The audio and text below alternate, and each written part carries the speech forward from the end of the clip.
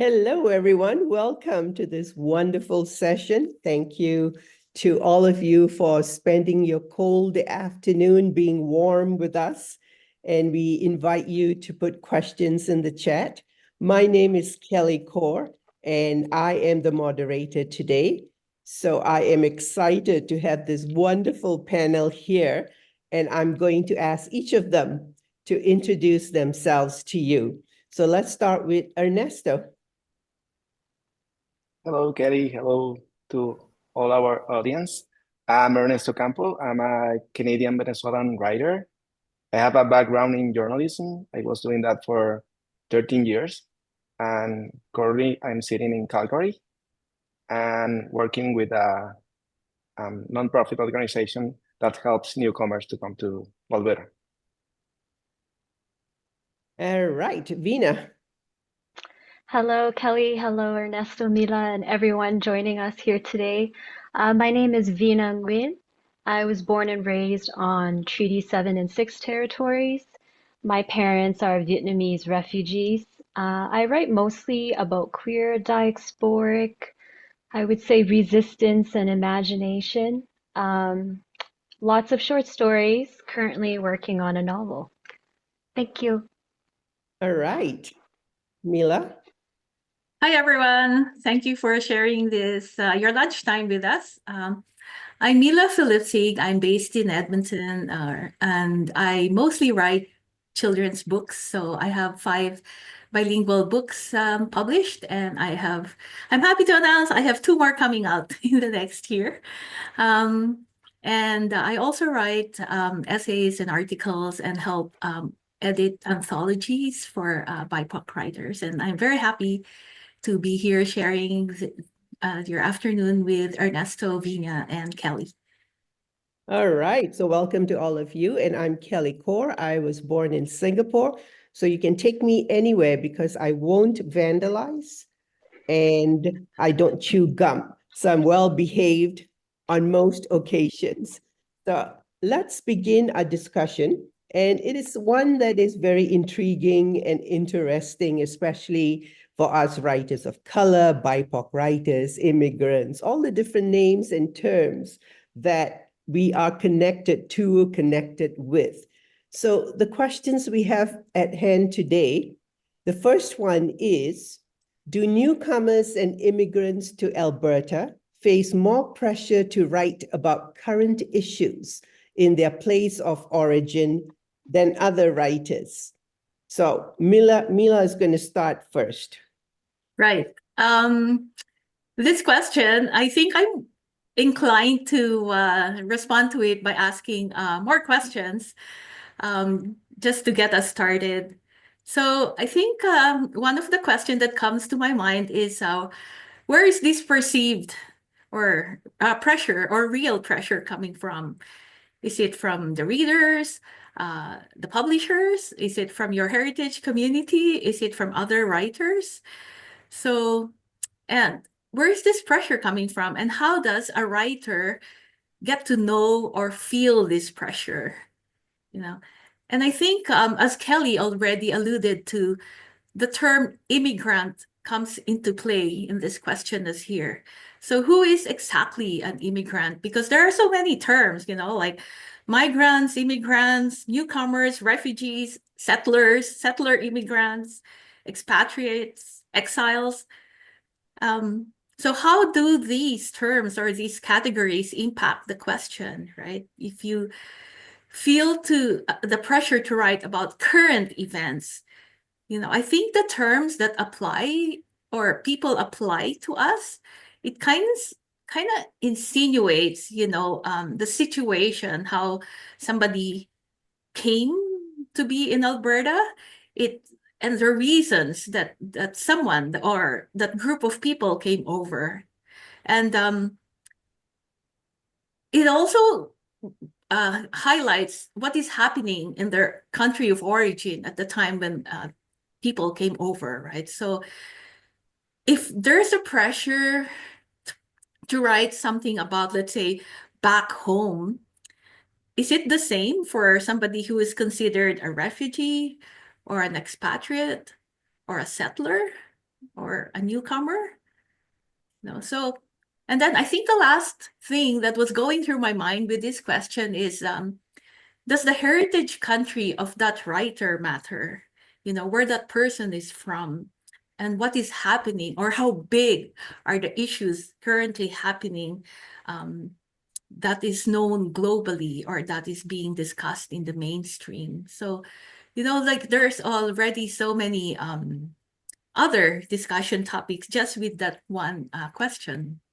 So I was in a workshop with Primi Mohammed, who is award-winning speculative writer, and she has an Indo-Caribbean background.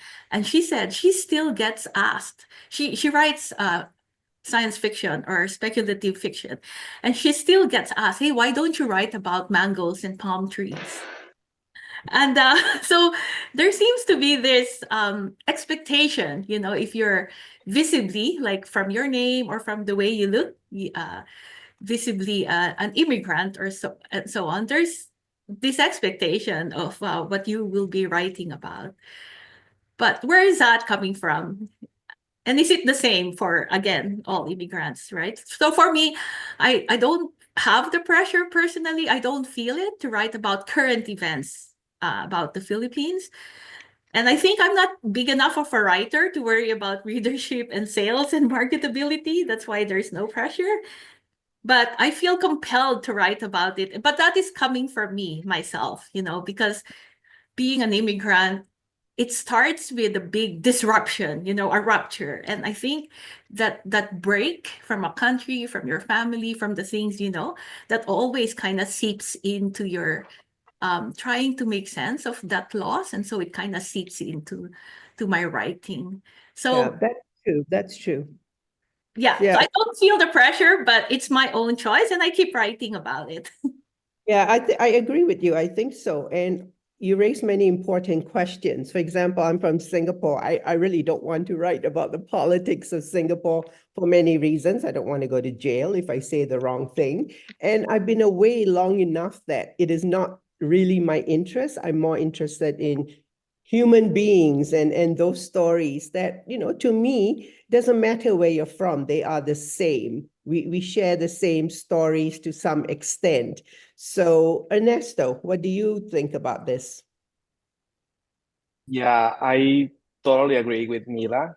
The pressure, the expectation is totally related to the way you are labeled.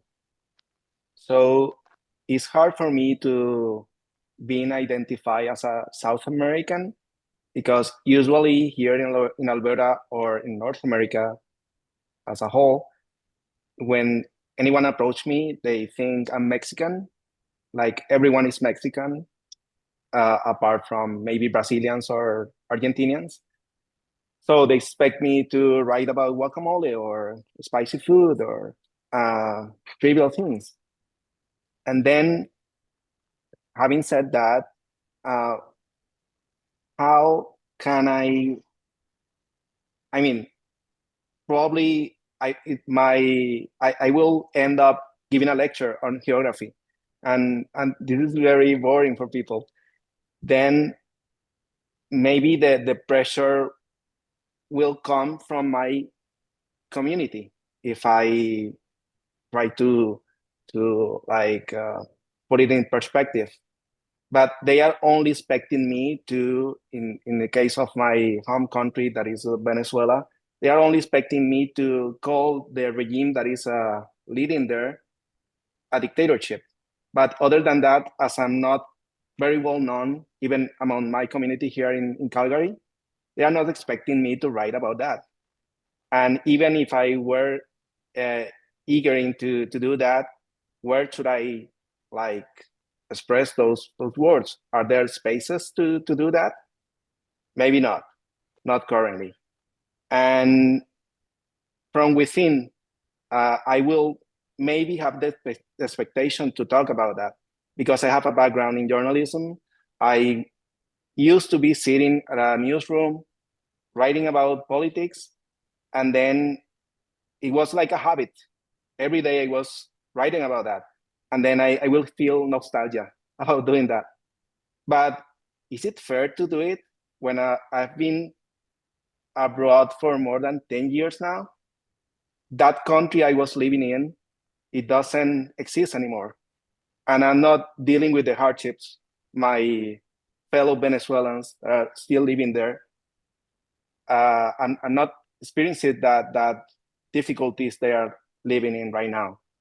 So maybe I'm not doing any favor to the cause of liberty and freedom if I'm not able to portray or to express accurately what is currently happening there.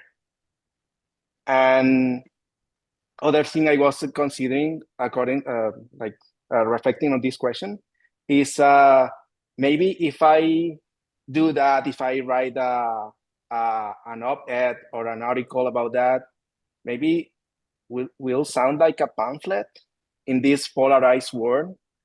Do I want to take that risk? Other thing is that expectation may be linked with the path I've had as a migrant. I was lucky enough to come here taking a plane, and I didn't have to cross the border walking. I didn't have to pay a coyote. I'm really grateful for the way I ended up here. And fortunately, for those who are interested in having on reading that experiences that Venezuelans are having right now, there are some awesome writers addressing those topics. And if we have time, I will mention three amazing women writers that just address those topics. Yeah, I think I hear the word expectation quite a bit. And I think that is the one big word that is certainly what writers feel, all writers, and then definitely what we feel. And I think you say something very important when you say there's so many writers. Let each one do what he, she, they want to do so that you, the reader, you get a choice. You go to the bookstore or the library and you can pick what you want instead of imposing expectations on any writer. Right? Veena, what do you think?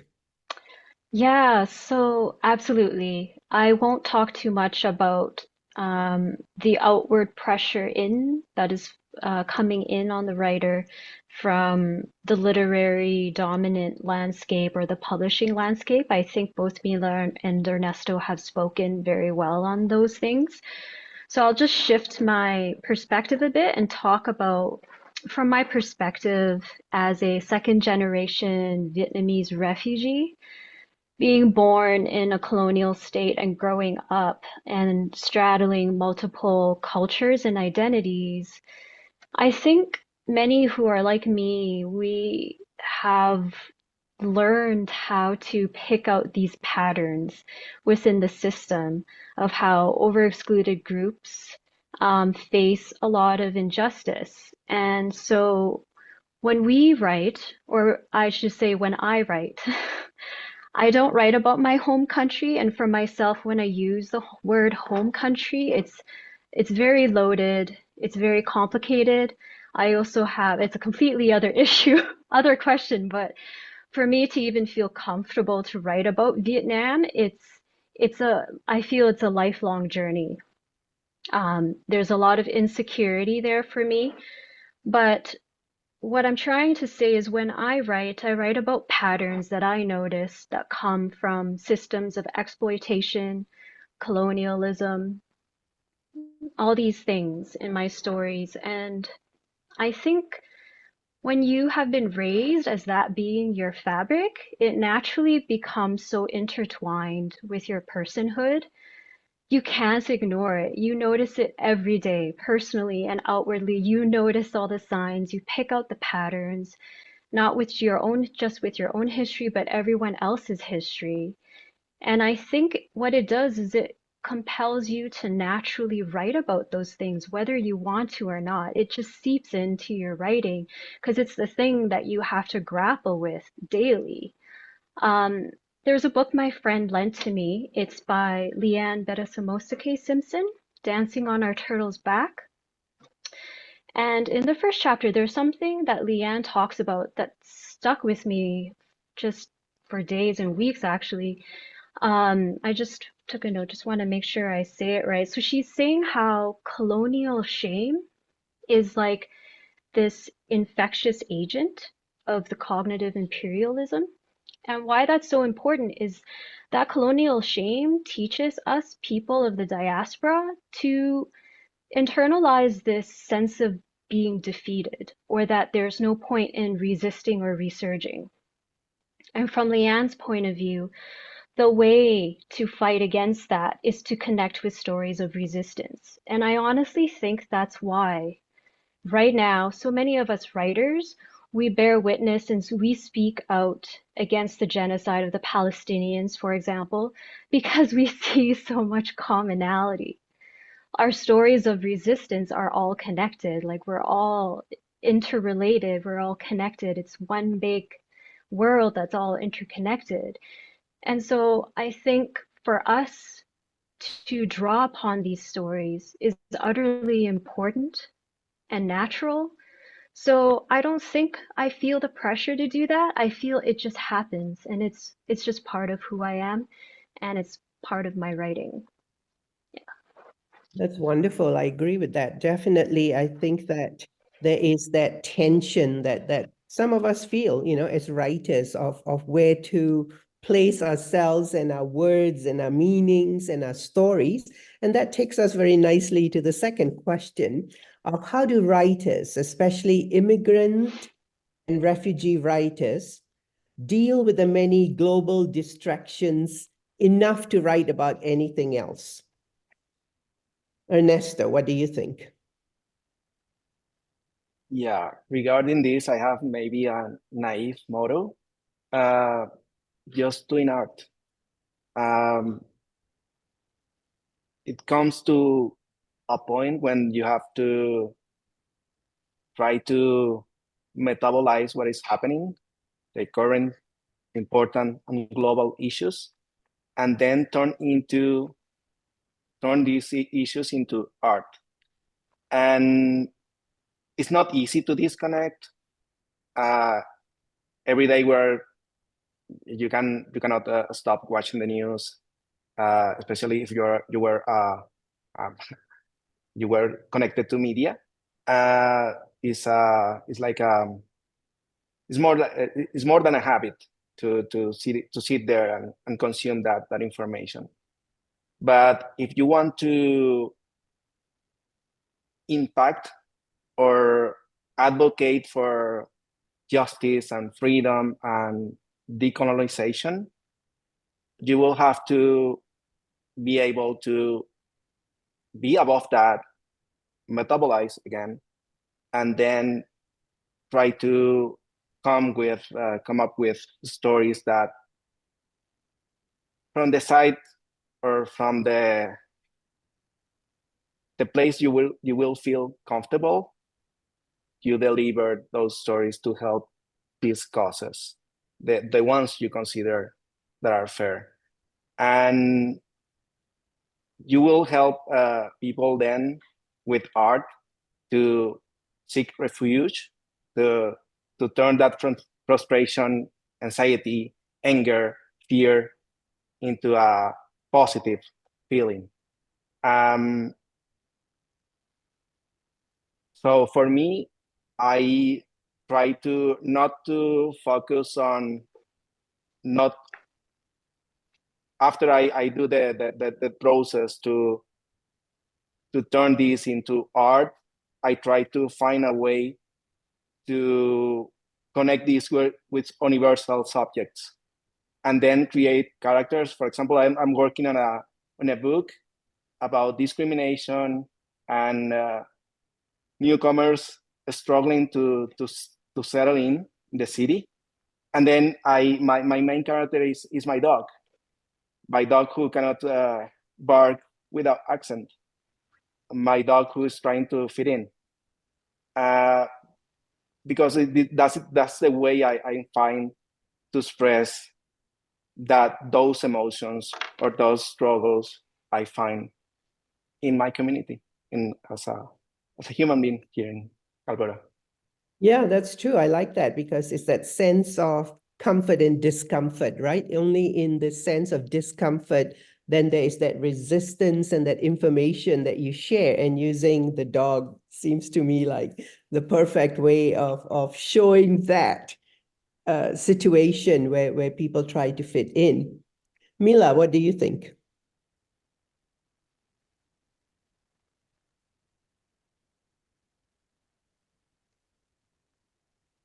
Omila, you're muted.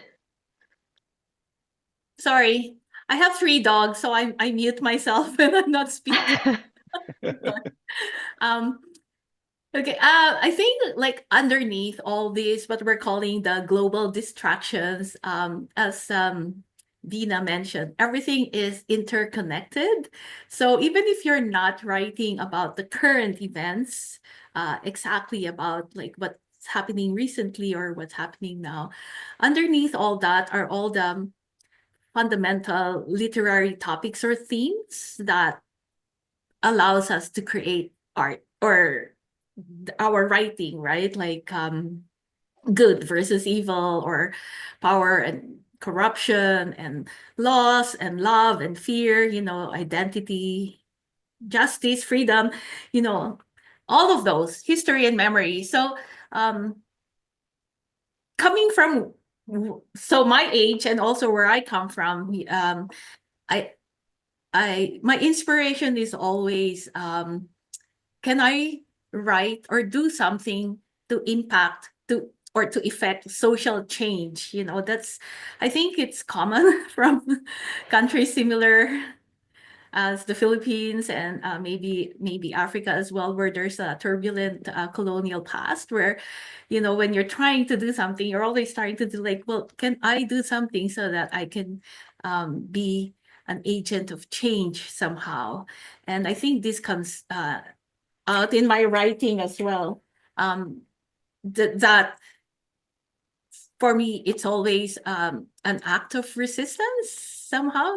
Writing, it's an act of protest. So for me, it's like, what's the point of art if not to resist? Like resist the mainstream, resist all the labels put on you, and resist socially as well. So it's, I think, writers and artists in general, it's just a refusal to be quiet or not do anything when you find something that seeks to dehumanize people, whether it's power or oppression or censorship, right? So I think even if you're not writing about the exact what's happening recently or currently, I think if you're trying to make sense of your world around you and trying to affect social change, or just trying to lead people to see like there can be alternative ways, like for the future there, or moving forward, then in a way you're still participating in the dialogue of all these artworks, in the past and in the current time. That's true. I agree with that. And I think that again, the key word here is the role. You choose what you want to do, right? If you want to resist, if you want social change, then clearly your writing will show that. But maybe there are others who want to write just what they're comfortable with that does not include any of that. And I think that's the power of freedom and the power of choice that writers have and should embrace wholeheartedly. Veena, where are you on this question? Yeah, wow, this is great. I'm pulling on so many words here, like Kelly, your word, the role of us writers. Ernesto, when you said metabolizing, that really stuck with me. And then Mila, the dehumanization. So in my head, all of this just kind of swirled together. What I'm thinking is, it takes so much energy to ignore and avoid things as well. Like, as much as we feel that we are confronted with these truths on as a daily thing, for us to, let's say, and I don't want to use this word in a way that, makes people feel judged. But like self-care, for example, I think sometimes can be skewed to the point where you are now focusing energy on pushing away the hard truths because big emotions need big shoulders, right? And if I'm understanding you correctly, Ernesto, how I see that is kind of connected with what you were saying is you need to nurture the skill to be able to metabolize these big truths, these big feelings that are all intertwined with one another, right? Um, and facing the senseless like dehumanization, it can really immobilize you. But I think what can come into greater practice is shifting the frames in which we engage with these hard truths. So for me, I I don't judge writers who maybe perhaps want to avoid those things, but in my mind, I see it quite differently. I don't see it as writing about current events or not, and writing about everything else, because again, it's all connected. And so for me, I actually think, the human spirit is very resilient. We are very creative. We can pull beauty. We can imagine new landscapes, new coexistences from our struggles by creating hopes and dreams as writers for our readers. And I think that is very important. Um, so there's a Palestinian poet I've been following, Mossab Abu Toha. And you know what? He inspires me because his feed is consumed with the current ongoing genocide.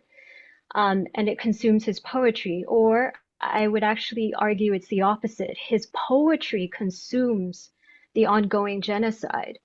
And so that metabolism of that dehumanization aspect has pushed him to a point where he is utterly prolific. He writes new poems almost every day, not just about the struggle and the pain, but about the resilience, the joy, you know.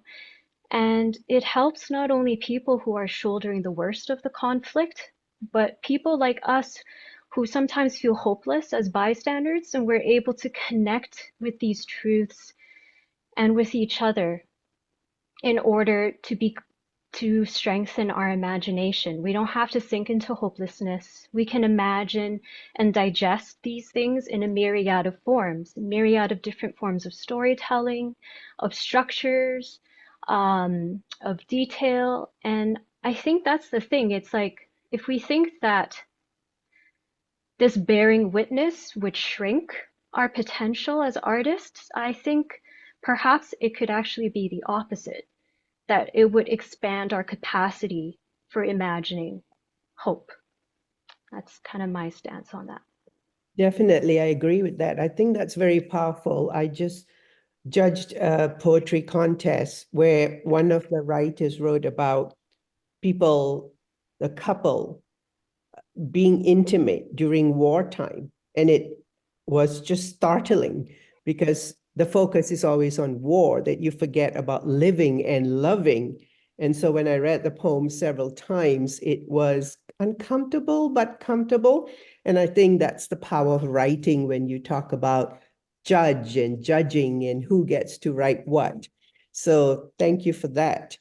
And now we move to the third question, which is very interesting. All of them were, but should current events and related topics be prioritized by all writers in all genres? Why or why not? The million-dollar question. Let's see. Mila, what do you think? Oh, no, definitely not. And I strongly say no. It should not be prioritized by all writers. And, you know, the writers should, and artists, but anyway, writers should write what they know best, what they truly love, what they're passionate about. And if that includes the current events, fine, then write about it, right? But to be pressured or to be instructed to write about it, especially for immigrants and that's such an imposition, and I don't think it will result to the best work of that writer, right? I mentioned earlier that writing is sort of a form of dialogue, an exchange of ideas and dreams and hopes. It's all woven from past to present with other writers and other readers. So, and just as it takes different length of time for a writer to come to terms with all their experiences and write about them, the readers, they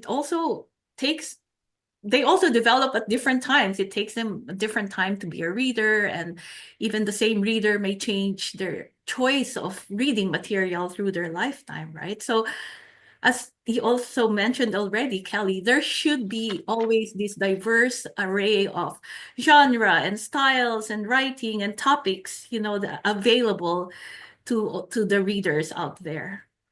And this maybe preoccupation with trends or marketability of topics that should be done. I'm concerned about AI. And the publishers who are now trending towards the use of AI for publishing, for quicker publishing, right? So, like you say, look, there's something, the conflict in Sudan is escalating. Write me a thriller romance, mid-sized novel in the style of, I don't know, Leila Sala or Dan Brown, then if that's where we're going, then AI can quickly overtake us, because human writers, it's not just repeating all the current events in better crafted sentences, right? Like, you think about it in terms of your past, your experiences, your thoughts with your community, and so on and so forth. Like, it's gonna take time. Like, maybe there won't be any depth, or the results won't be good if we're just forced to like write it on the spot under demand. I guess, unless you're a journalist. So for me, I think writing takes time. So, and writers are too slow. Maybe we think too much, or maybe we feel too much. So we can't just respond to current events just like that. That's true. The dreaded word AI. So indeed, that's a difficult one. But I find it interesting because when it talks about current events and genres, what I found in Singapore now, as you know, Singapore has some strict stipulations, even with writing and for writers. So I was surprised. And when I asked one of the writers there, he said to me, some of them use science fiction as the tool of resistance to talk about issues of politics or, LGBTQ issues. And that is how it is allowed into writing. So I think writers are very smart, and they know the tools to use as well. What about you, Veena? Oh, that was unexpected. So I definitely agree that science fiction has always been, but maybe perhaps now more so, a tool of resistance.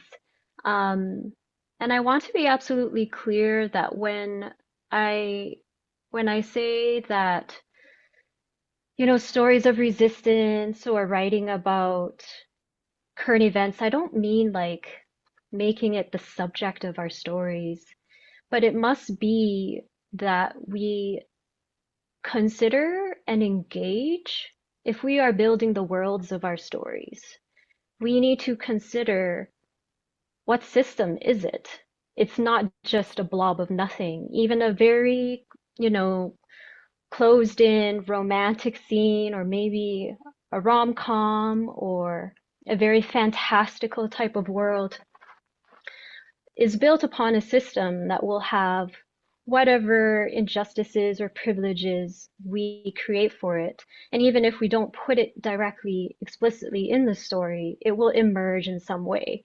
And so for me, how I think about this is, if we are unclear or uncomfortable, or unsure perhaps, of what type of world we are building as we are crafting our story, then the gears of the system of which we've been brought up in or that we've been exposed to will inevitably show their gears in every nook and cranny of our stories. And it shows up, like even for Harry Potter, right? The names that are used for Chinese or Black characters in the story, like it just shows.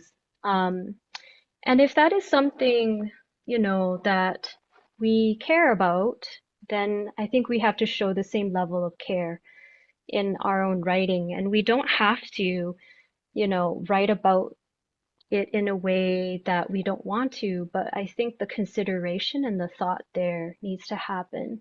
Yeah. I like that. I like the extra care and attention that we writers have to engage in and with with our characters. And on the other hand, sometimes it does sound like extra work and extra homework as well. We know what's happening out there. We know not enough is being done, so we try to fill in the gaps. But that is the role that the writer decides, and that's where then the avenue for more discussion comes up. So something as simple as a name, I agree. I think that something so small can be so big for the person involved. What about you, Ernesto? What do you think about question 3? Yeah, I would say that in some way, as we are contemporary writers, we are some way writing about current events. The only thing is that we are doing it from different perspectives, different rhythms. As Mila was saying, we need time. Writing takes time. And there are some stories that are like really crucial right now. And then you need the distance from that story or from that crisis or that hardship to really be able to present it the way it was happening, right? And on the other hand, I firmly believe that we should not be obligated to write about anything. It's our choice when to do it, how to do it, what genre using. I mean, for example, for covering events in my country, you will find brave immigrants that went to different parts of South America, that went to horrible stories and horrible paths, and then they are turning that into amazing books, and they are just helping people from other countries understand that xenophobia we are dealing with should stop. And they are doing that by using fiction, and they are doing a great job. But there are others maybe writing about the 20th century. They are doing poetry about personal issues and hardship. And they are doing their best to represent our culture and our struggles. And we as writers should feel empowered to choose the focus we like, or the place we feel we can provide more light or shed some lights and avoid or to contribute to the world to be a safer place or a not so somber place. Again, diversity of writing is his strength. So whatever you choose to do is a way for you to being empathetic with other human beings, with readers. Is a way to build community. Is a way to navigate this world that is so complicated the best way. I think so. I think complicated is the key word. For example, I'm interested in writing a story about the death penalty in Singapore, which, it's a dangerous topic to write about. I know someone whose family member is on either death row or imprisoned for life because he was in possession of drugs. Now, knowing that story and not knowing enough about the situation, that's where my challenge as a writer comes into play. I don't want to play politics because we know Singapore has a very strict policy on drugs, but I'm interested in the human aspect of it. So when I talk to the people, they tell me of the meetings behind the glass doors and the loneliness and the silence. That's what I want to capture, right? So they're current events, they're important events, but I, as a writer, I have the right to write what I want, what I know, what I'm comfortable with, and also being conscious of the politics of the politics. So I think we dance an interesting dance of being the insider, outsider when we write about back home or about this home or that home. There's so many homes that we write about and what we want to do. So that's very interesting. And I think that at the end of the day, when we look at what each of us as a writer wants to do, and I think Ashley is going to put something in the chat room soon, and we are going to play this little quiz. She's going to put one description or definition at the time. And oh, we have something from Ernesto. Okay, so Ernesto, do you want to just quickly read that? What you put in it? I just wanted to, for those interested in reading about the current diaspora from Venezuela, if you are Spanish readers attending this meeting, you could check Laura Guarisco, who wrote Nido, Nest. The title is a graphic novel. She's been in Colombia. The Land is Left Behind, or Atrás queda la Tierra, de Ariana de Souza Garcia. He's living in Chile, the place where the most xenophobic community, the most xenophobia Venezuelans are facing. And Back to When, Volver a Cuando, from Maria Elena Moran. She's sitting in Sao Paulo, Brazil. That's only that I want to add. Okay, thank you. So I have this little contest. The prize is a round the world trip, unfortunately at your own expense. So I have a description of what the four of us writers have said, and I want you to see when you read that, if you can match who said what. So I would say, at the risk of sounding naive and or corny, I write because it allows them to inhabit a world where I feel safer. One place where I can find comfort and slowly heal my wounds. Being a migrant is one of those open wounds.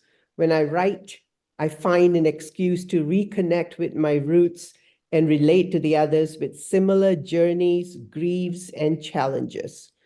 So, ladies and gentlemen, who do you think on this panel said this? Anyone want to guess out loud or put it in the chat room?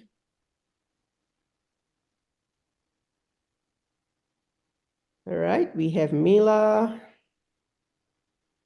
Come on, people, you don't want to miss out on this trip away from the cold weather. What about people on the panel? You can vote as well. Who said this? I'd vote Mila as well. Okay. Ernesto. All right, so let's have the next one, Ashley.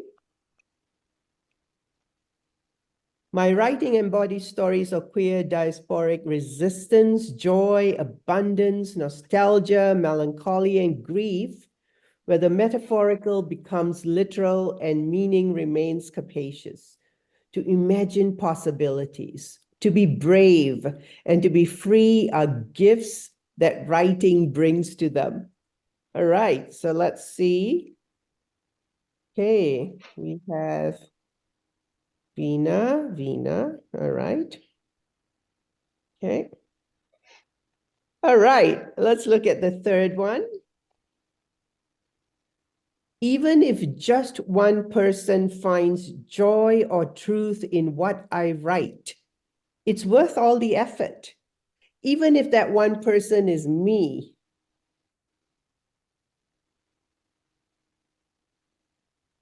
So you're guessing.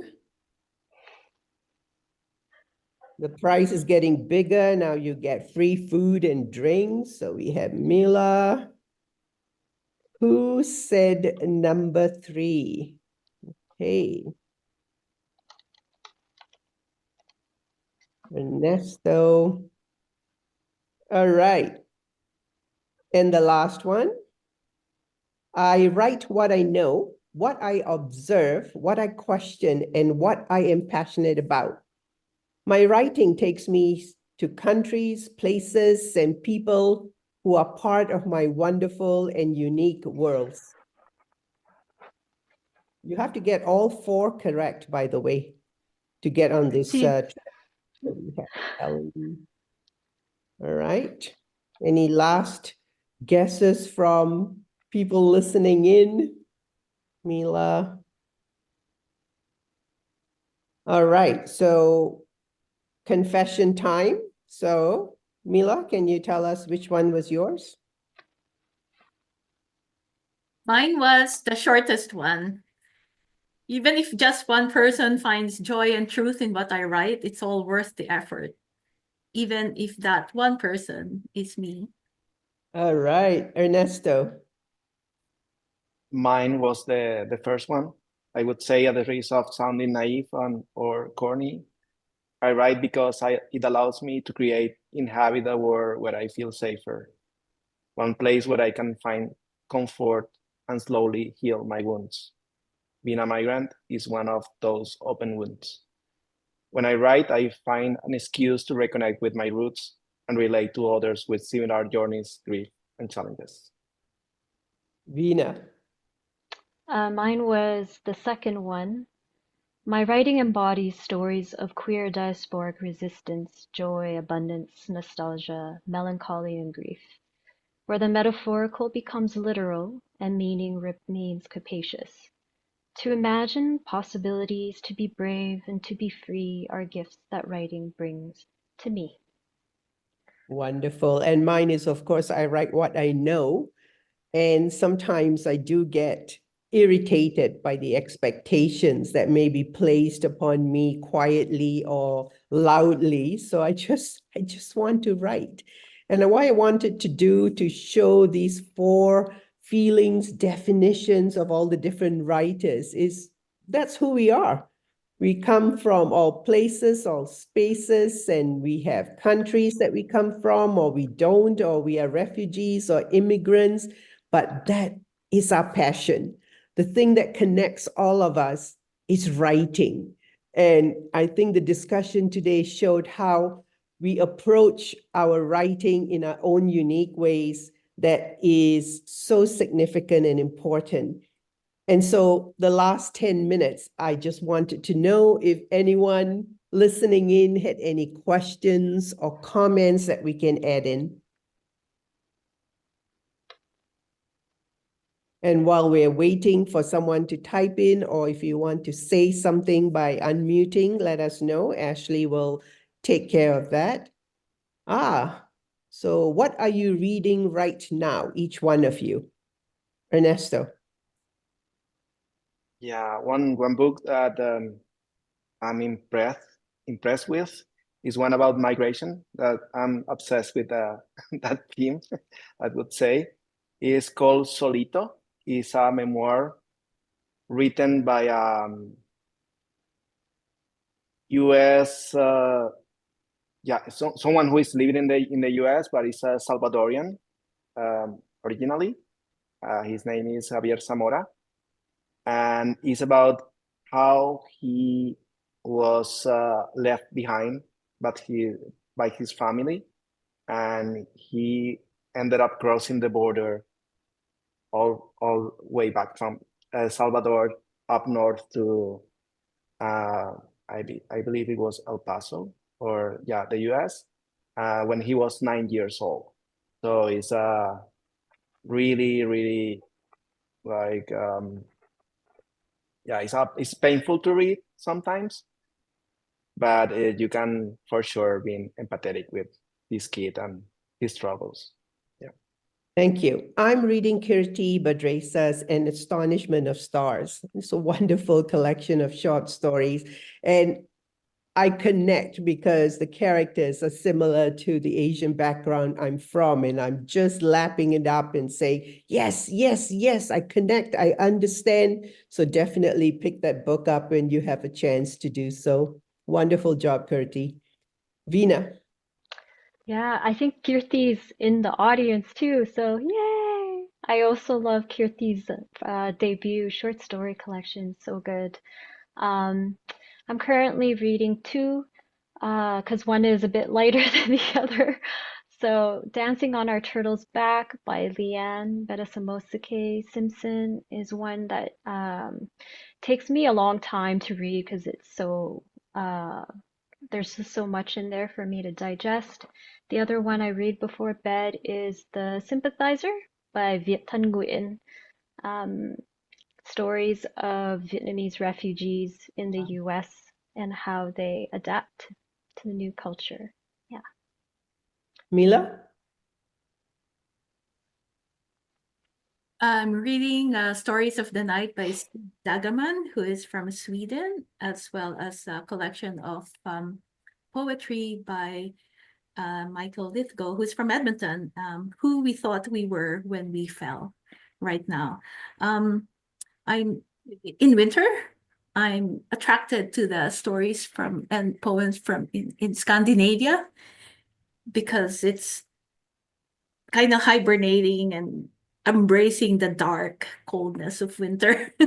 So that's why I'm reading Stig Dagerman. That's true. That brings an important question too, interesting one. Listening to the choices of books too, the reading and the writing, what do you find the connection between that? Do you read many books that inspire you, or you write your own, and how do you approach that? Anybody want to start? Let's do Veena. Sure. So the current novel I'm working on, I found myself before I dove back into the third draft, just reading a lot of books that play with structure and form. In a novel version though, so just playing with, I guess we refer to them as hybrid forms. That's really interesting to me. And I do find that whatever I'm reading does influence what I write, where my focus goes to, or where my imagination takes me, like thinking outside the box and how a story could be told differently. I really enjoy finding and being inspired by other writers' books for sure. Yeah, I think that's important. I'm writing my collection of short stories, and I read Kim Fu and Kirti Yeah, and winners, and I'm like, oh goodness, this is how yeah. I write this story, or this is how intriguing, or all the different patterns that have Mhm. emerged that I'm experimenting with or thinking about. So very important background and then of course just enjoying those stories, sitting back and saying, wow, these are brilliant. How about you, Yeah. Ernesto? Yeah, the linking between the what I'm reading and what I'm working on is maybe more about the topic. But it doesn't translate exactly into my writing. I just sit and enjoy, or allow me to cry with rude and raw stories that are the ones I'm reading right now. Yeah, so I'm trying to digest that and turn it into a friendly way to fight and resist. Mila, last minute, what is your take on reading and writing? Just at the moment, based on the titles of what I'm reading right now, you know that they're not very happy books. So they're very dark, but embracing dark winters and so on. And I'm editing two children's books, which are like very positive, very colorful.